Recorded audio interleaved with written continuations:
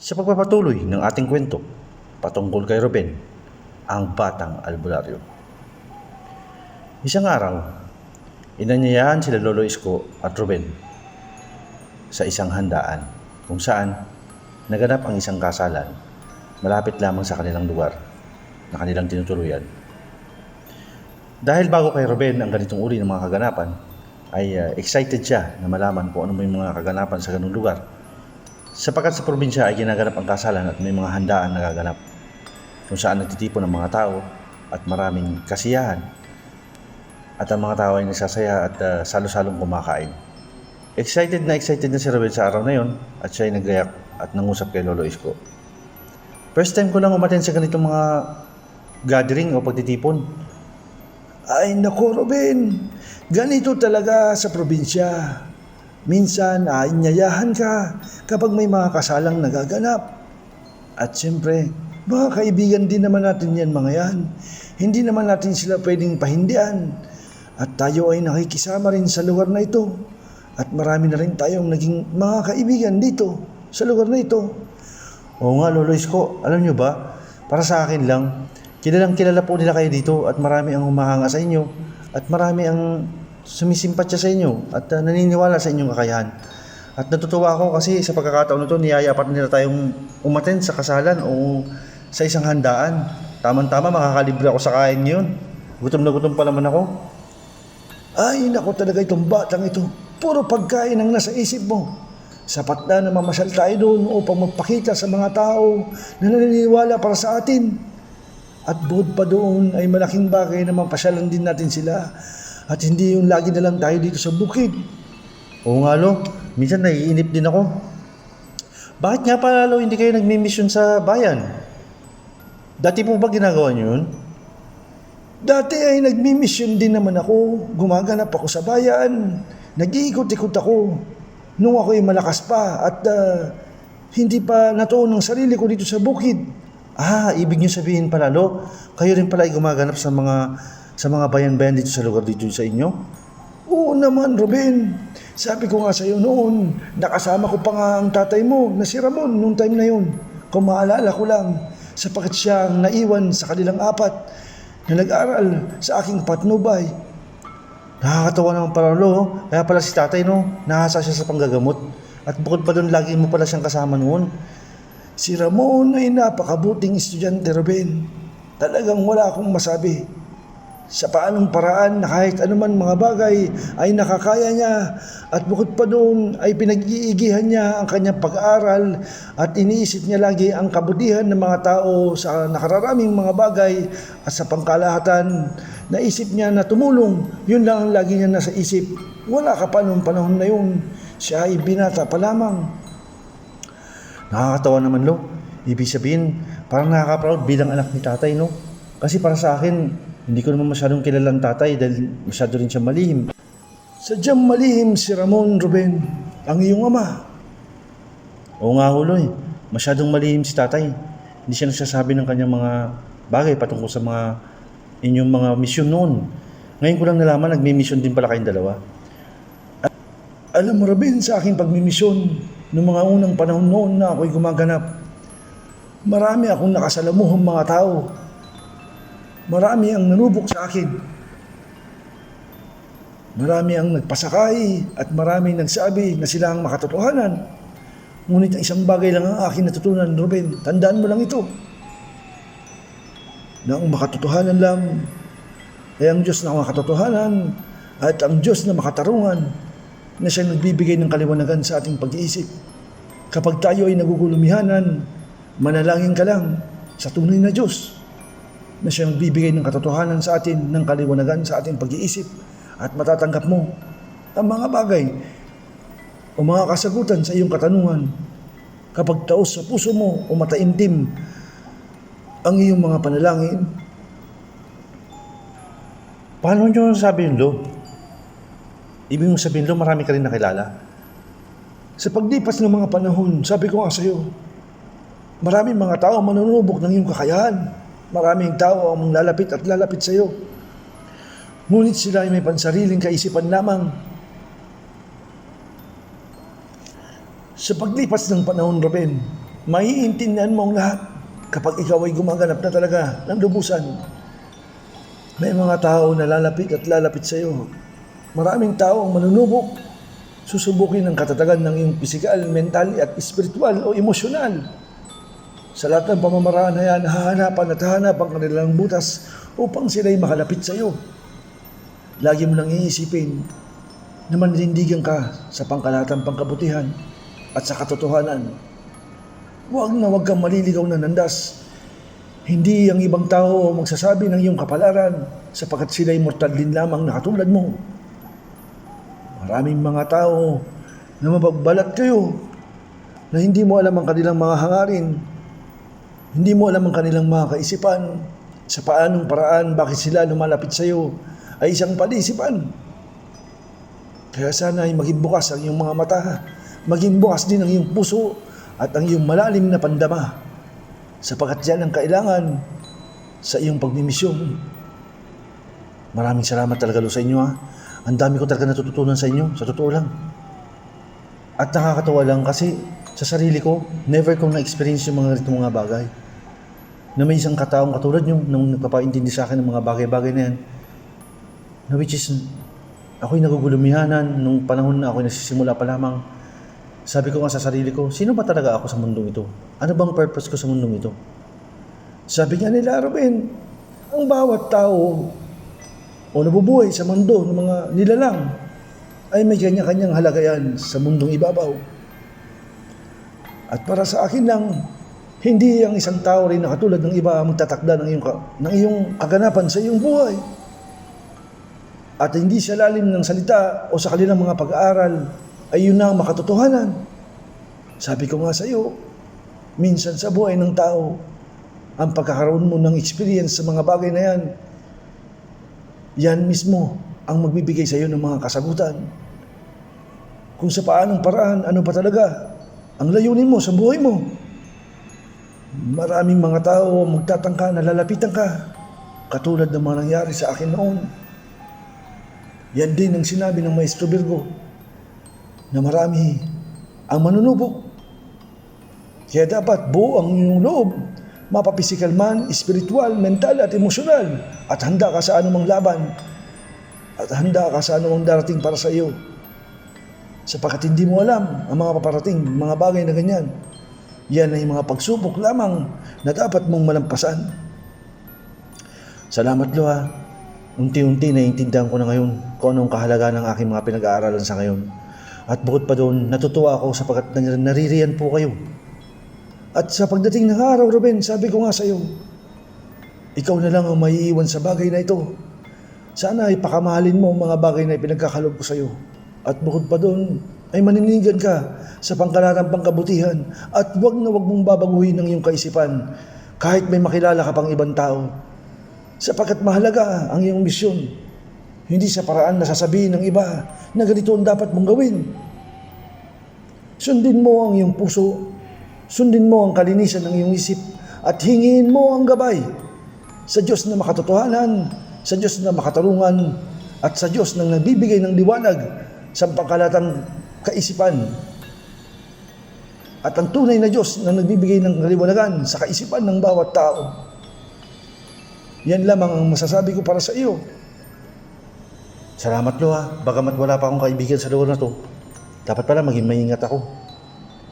Natural lamang na mag-ingat ka, Ruben, sapagkat hindi mo alam ang mga nakakaharap mo kung ano ang kanilang motibo para sa iyo.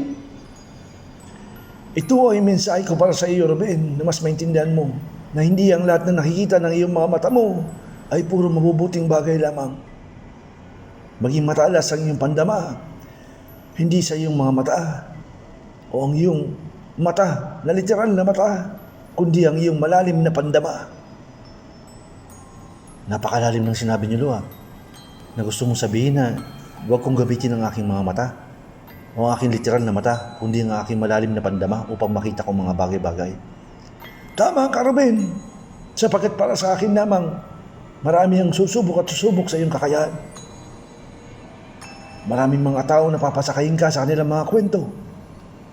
Ngunit ang para sa akin lang,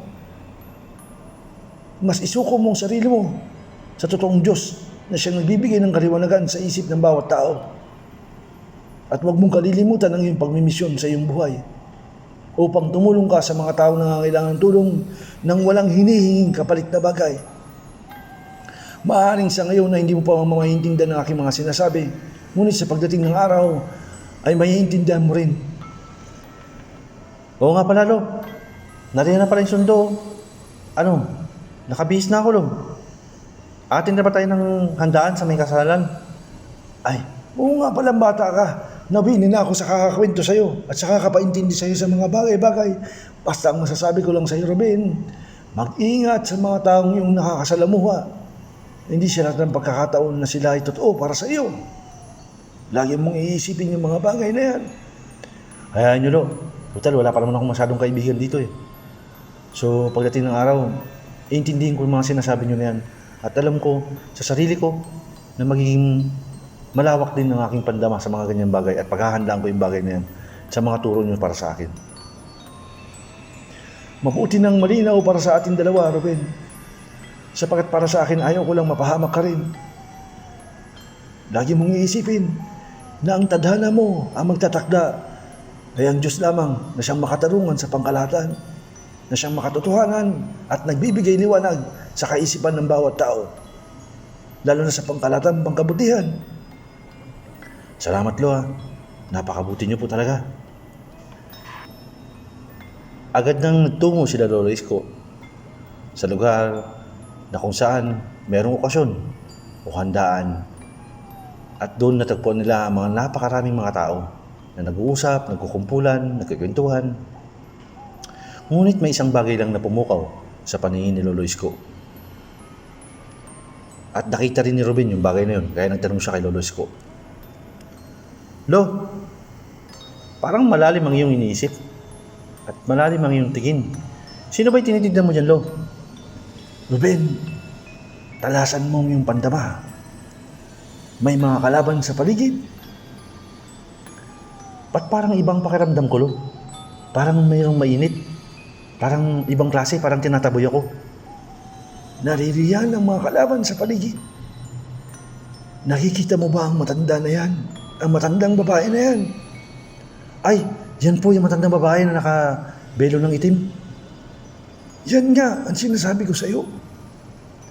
Hindi mo ba siya napapansin? Umaaligid-aligid siya sa lugar na kung saan naroon ang mga pagkain.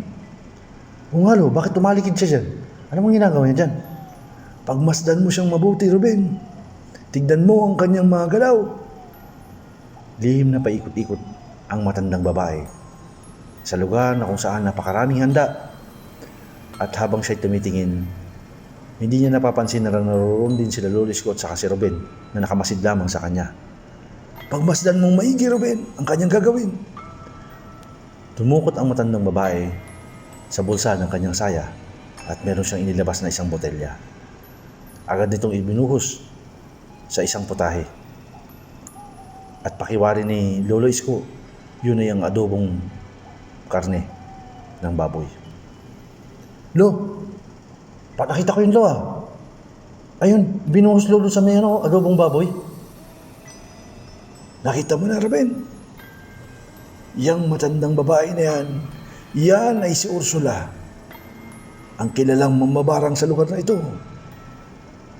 At may kakayahan upang pasakitan ng mga tao. Siyang nagbibigay ng sakit sa mga taong naririto sa baryo na ito. Minsan ko na siya nakalaban at alam ko na malakas din ang matanda na yan. Ngunit sa pagkakataon na ito, umaatake na naman pala siya. Bakit niya ginagawa yan, Lo?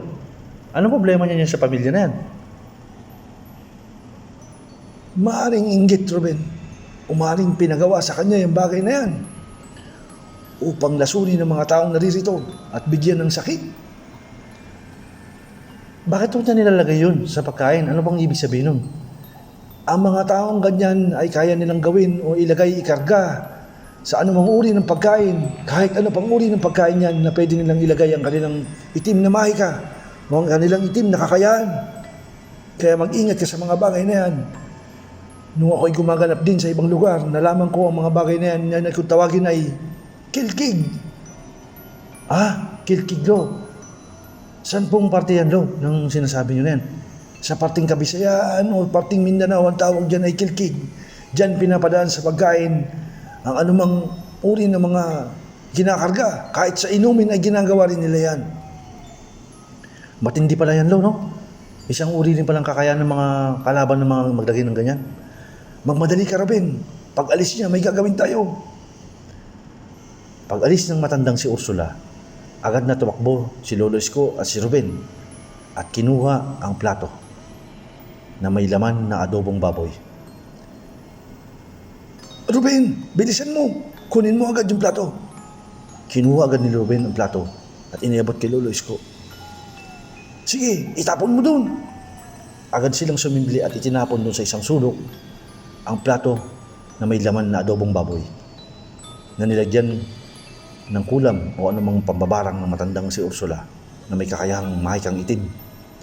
Lo, tinapon ko na po doon sa bandang dulo sa may likod. Mabuti kung ganun. Bayaan mo si Ursula ngayon. Alam ko umaasa siya na kung sino man ang tinatarget niya ngayon sa araw na ito ay mabibigyan niya ng sakit. Ngunit para sa akin lang, nagkakamali siya. May pagkakataon na magtutuos uli kami. Hindi siya pagkakataon ngayon. Ngunit para sa akin, Ruben, maghanda ka sa bagay na yan. Sapagat para sa akin lamang, nalalapit na ang pagtutuos niyo na matanda na yan. Ikaw ang nakatakdang lumaban sa matanda na yan upang tapusin ang kanyang kasamaan sa mundong ibabaw. Parang nakakatakot naman yung matanda na yan, Lo. Masyadong maraming alam sa mga kung anong mga bagay yan. Hindi sa dami ng alam, Ruben. Lagi mong natanda nito. Hindi sa dami ng alam ang kakayahan ng isang tao o sa dami ng libro na kanyang nabasa. Lagi mong iisipin lamang na kapag ikaw ay nananalig sa Diyos na makatotohanan, sa nag-iisang Diyos na siyang tunay, na nagbibigay liwanag sa sangkatauhan, sa pangkalahatan, ay wala kang dapat katakutan. Salamat, Lo, ha. Dahil sa inyo, unti-unti ko naiintindihan ang mga bagay na ito. Ng mga sandaling yun, napansin sila ng mga taong nag-imbita sa kanila at kinausap si Lolo Isko at pati si Ruben.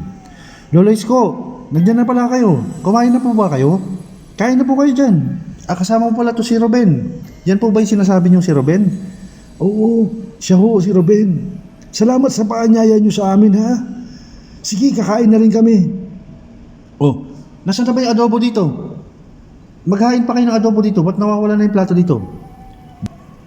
Agad na nagtingin na si Lolo Isko at si Ruben na mabanggit ang putahe na adobo o ang ulam na adobo na nakahain sa lamesa na nawawala at sila ay naggitian na lamang. Pagkatapos silang kumain ay agad na rin silang nagpaalam sa mismong nag-anyaya sa kanila. Ngunit lingid sa kanilang kaalaman ay nakatingin din si Ursula sa kanila. Walang hiya ka talaga, Isko. Ikaw na naman ang humadlang ng aking mga balak. May pagkakataon ka rin. Humanda ka. Sa mga susunod na panahon magtutuos din tayo ulit. At naramdaman ni Lolo Isko ang bagay na yun at nangusap din siya kay Ursula sa kaisipan lamang, sa pamamaraang kaisipan. Huwag mo kong takutin, Ursula. Hindi ako natatakot sa iyo. At kung pinapantaan mo ko na tayo magtutuos muli, ay nakahanda ako para sa iyo sa kahit anumang laban na tayo maghaharap. Tingnan na lang natin. Yan ang sagot ni Ursula sa kanyang kaisipan. At agad na lumisan si Lolo Isko at si Ruben na masaya na silang umuwi sa kanilang tahanan. At pagdating sa kanilang tahanan ay nabanggit ni Lolo Isko kay Ruben ang mga bagay-bagay na dapat niya maintindihan. Ruben, pinaalalahanan kita ngayon. Hindi madaling kalaban si Ursula, ngunit para sa akin lamang, kung sakali man kayo magtapat, ay maging matarungan ang iyong pagpapasya. Hindi ko i-impluensya ng iyong kaisipan, ngunit maiintindihan mo ang mga bagay. Kung siya ay mapaminsala, ay hingin mo ang gabay sa Diyos na makatotohanan, siyang tunay at totoo na nagbibigay liwanag ng kaisipan sa pangkalahatang tao o sa pangkalahatan na siya nananalig para sa kanya. At para sa akin lang, ay isipin mo ang pangkalatang pagkabutihan. Kung sa paanong mga tao ay may waksi o may ialis sa kanilang kaisipan at sa kanilang sirkulasyon ng ganitong mga bagay, manindigan ka para sa katotohanan, Ruben. Salamat po, Lolo Isko, sa pagpapaalala sa akin. Huwag ko kayong mag-alala. Pakakaintindihin ko at pakakaisipin ko yung mga bagay na binabanggit nyo sa akin ngayon. At grabe pala yung Ursula na yun, Lo, no? Talagang napakasama niyang tao. Nagawa niya pang pumunta sa lugar ng handaan na yun at maglagay ng kung ano man ilalagay niya doon sa kainan na yun. Doon niya pa nilagay talaga sa paborito kong ulam, yung adobo. Pulo ka talaga pagkain, Ruben. Malaga ay nailayo natin o naialis natin ang mga bagay na yon na kanyang pinaplano o binabalak para sa iba. Ang mahalaga sa ngayon ay naramdaman niya na may humahadlang sa kanyang mga balak na hindi niya magagawa ito sapagkat tayo ay naririto upang hadlangan ng kanyang mga kasamaan. Sana nga, Lo, huwag na siyang umulit, no? Napakasama niyang tao. May mga tao talagang ganyan, Ruben. Kaya dapat na mag-ingat. Mag-ingat, Ruben. Mag-ingat. Ano kaya ang mangyayari sa mga susunod? Maghaharap kaya muli si Ursula at si Lolo Isko? Mapaghahandaan kaya ni Ruben ang laban na yun? At dyan pa nagtatapos ang ika-10 yugto o chapter 10 ng mga kwento ni Maestro Virgo patungkol kay Ruben, ang batang albularyo. Shoutout po pala sa lahat ng mga Spiritual Warriors Group na tumatangkilik sa channel na ito, sa lahat ng mga taong naririto. Ano mang bagay na inyong matutunghayan sa ibang tao kung anuman na siyang sinasabing makatotohanan, ay lagi niyong iisipin o lagi niyong isasaalang-alang ang lahat ng bagay sa pangkalatang pangkabutihan. Upang mas maintindihan ng lahat ay hingiin niyo ang gabay sa nag-iisang Diyos na tunay, na mabuti sa pangkalahatan at siyang nagbibigay ng liwanag sa kaisipan ng bawat tao. Hindi sa paraan ng mga bagay na magbibigay sa inyo ng mga hayag o di hayag ng mga bagay na siyang malalalim o kung anuman, ayun na ang makatotohanan. Lagi niyong iisipin na tayo ay hindi nag-iisa sapagkat naririyan lang ang dakilang lumikha para sa atin. Maraming salamat po at shoutout po sa lahat ng mga Satorians, sa lahat ng Spiritual Warriors Group na Sator Coronados. Hanggang sa muli po at maraming salamat po.